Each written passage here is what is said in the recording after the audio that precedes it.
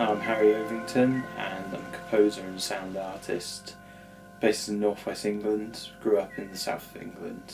Sonic Rewild is the title I go under when I'm making environmentally focused music and sound art and combining environmental data sets with field recordings.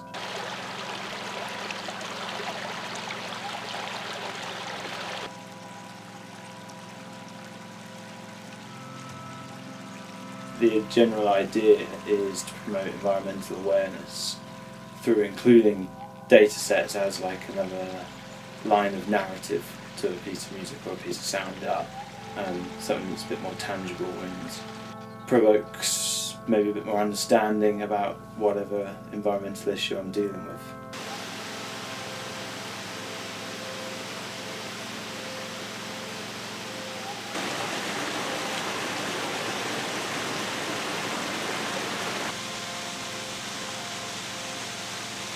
It struck me I wanted to understand making abstract music a little bit better, and it struck me that I needed something tangible for my own sake to write about in an abstract way. So I've always liked being outside and promoting environmental awareness, so it seemed like a good fit in terms of that, yeah, to sort of put a tangible thread in the abstract composition.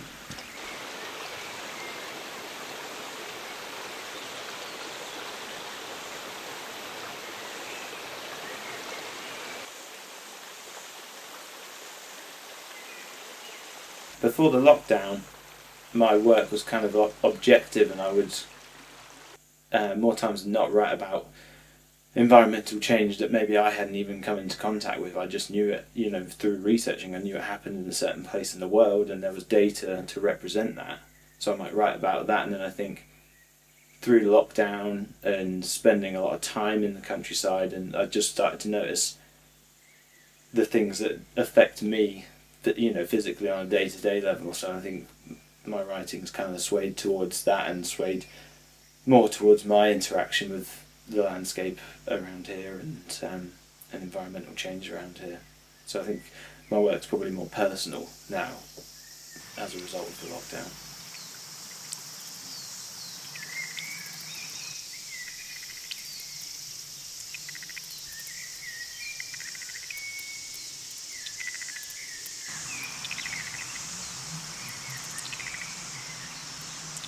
So Wild Chorus came about as like a happy accident, really, through the lockdown and having plenty of time and no commitments to be anywhere.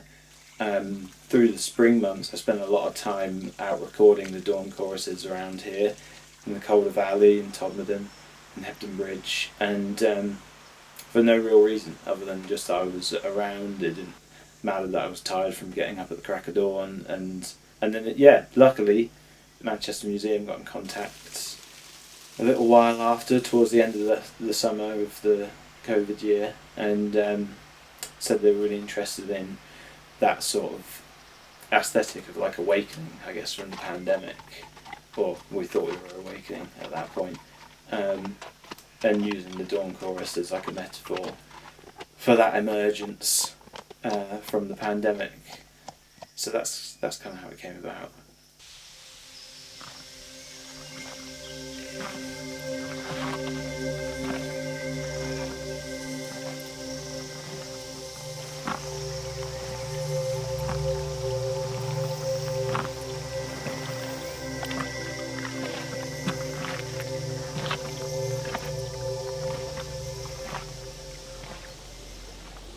From a technical perspective, my working process for Wild Chorus was really fun, actually, because the lockdown I had sort of less things to worry about in terms of outside noise, traffic noise, so I could really sort of like open the scope of what I was recording and use big omnidirectional microphones and parabolic dishes to really amplify sound in a way that I can't usually do, because especially around here the valley walls amplify anything like traffic. So that was a really positive thing about the lockdown and the lack of traffic and noise, was that as well as having the time to record the dawn chorus, it was the best possible time to record it as well.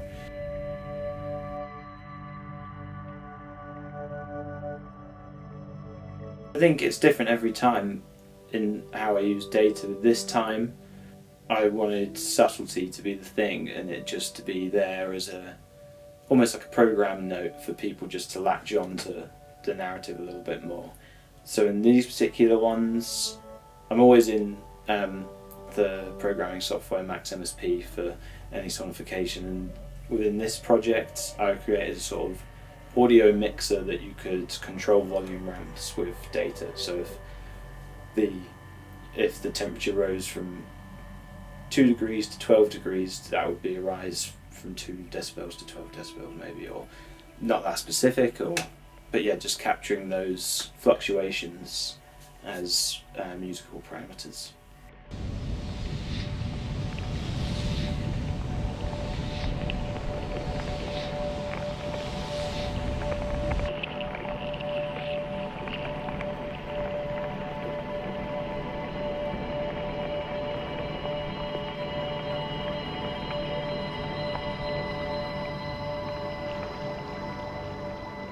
Location scouting was difficult because it was all to be done on foot. Luckily I live in the countryside, and another factor to it was it would be somewhere where I could ideally camp, so I didn't have to wake up at 3 o'clock in the morning to hike somewhere to then start recording. So all based around that. So there's a few campsites along the sort of valley ridge towards Hebden Bridge, where I set up for a few nights every now and again. Maybe once a month I'd go there and set up for a couple of nights and do that. Other ones I did do on foot with early mornings, and there's places like Hardcastle Crags, or Gorpley Reservoir or Gannings Dam, all places in the Calder Valley within walking distance from my house really.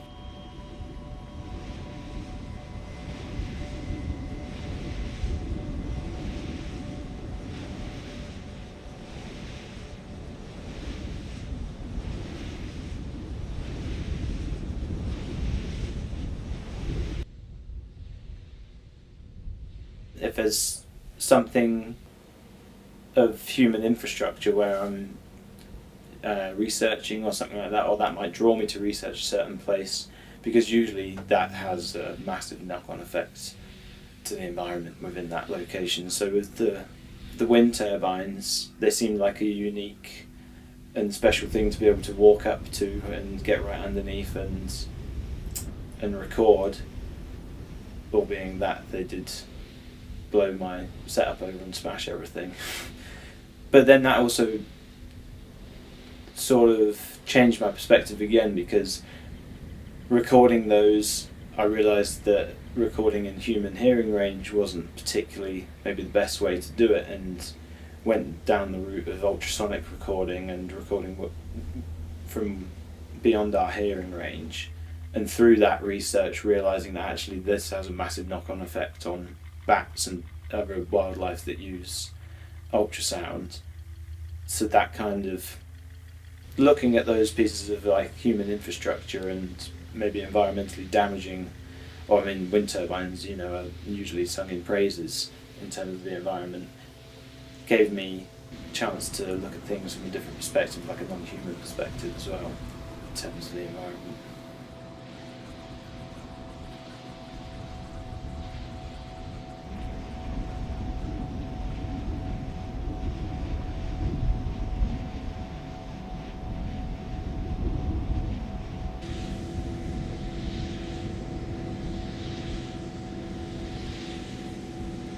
So with Wild Chorus, I wanted to make something that sort of rejoiced the end of lockdown, or what we thought was the end of lockdown at that point, and highlighted what I think people were basically in tune with anyway, which was noticing the environment in their day-to-day lives a little bit more, and the Dawn Chorus is kind of something that occurs to some degree wherever you are, even in Manchester, I think. So I think it was a bit of like a unifying theme of lockdown, and it's also a bit of a signifier of positive change as well, I think.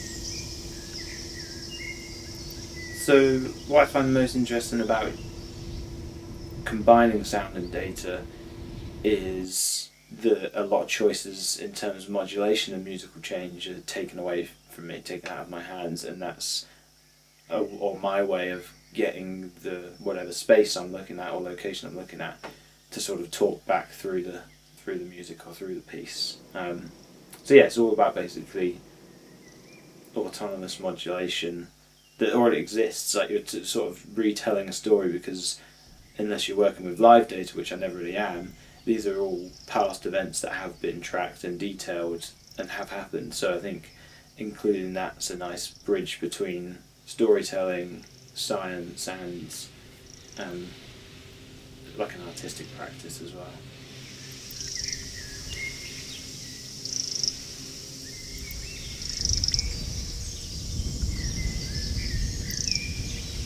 The next for me in Sonic Rewild would be looking more into the bioacoustics field and how I bridge that between art and science and use those scientific tools and deriving environmental biodiversity data from sound and redirect it back as learning engagement projects that raise awareness, maybe in educational settings, not just for children either, for all ages, and look at putting on some workshops where that sort of tricky scientific field is presented in like a approachable way.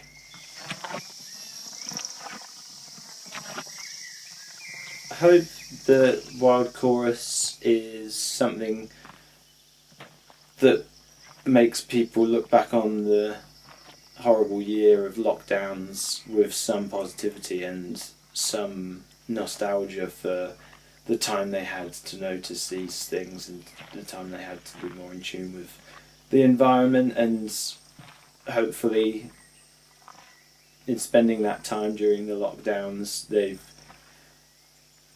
they're equipped with tools and mindsets to carry on further into life. So hopefully the piece serves as a reminder of that. I think that's my goal, is to provoke change in people in terms of how they interact with the environment and climate change, and I kind of see that in the same respect as maybe activism through documentary filmmaking or something like that. It's hope that if somebody has a particular, when you present something in an artistic realm, you can dial up the emotion. So hopefully you can engage people through that, and they'll carry that forward. But it's up to them at the end of the day.